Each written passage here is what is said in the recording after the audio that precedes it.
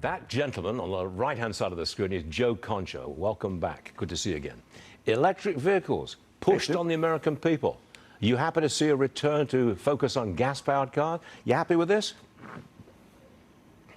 Oh, absolutely, Stuart. Especially I live here in New Jersey, where there is a mandate still in place that no new cars will be sold unless they're electric by the year 2035. So hopefully that wave continues, and our new governor has a change of mind here. But the government, to your point, Stu, there's an excellent monologue, should never be involved in dictating what a private industry does, especially one as massive as the auto industry. And Democrats pushed these mandates. It was all an effort to virtue signal to the far left of the party regarding climate change. The problem was there was no realistic plan behind it.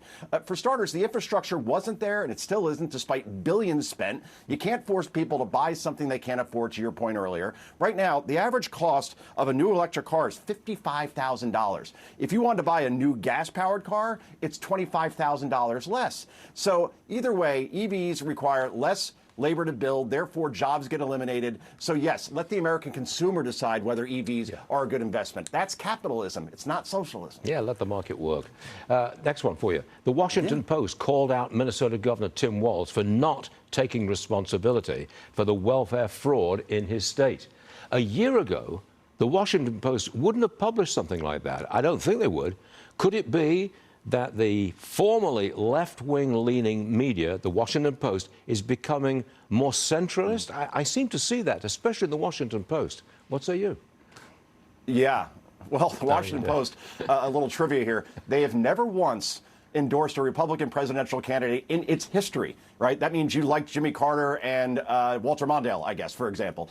So, look, if the Washington Post is now going after Tim Walz, you're right. They wouldn't have printed that a year ago because maybe there was an election to be won, but they've also gone more to the center. But this massive fraud under Walz, it's simultaneously sick and it's brazen. I mean, these perpetrators from Somalia, they opened up fake food distribution centers with food that was supposed to go to hungry children, fake autism centers, and they took all that money away, $1 billion, and gave it to a terror group in Somalia. And when Walz was asked about this on another weekend, on another network this weekend, he didn't take responsibility for it. Instead, he played the race card. I mean, we might as well call Minnesota Mogadishu at this point, Stu. And it raises the question, where was the Department of Justice under Joe Biden to expose this? Were they protecting Tim Walz, Kamala Harris's running mate?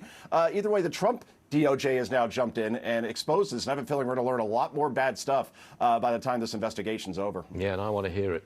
Thanks very much, Joe Concha. Always good. See you again real soon.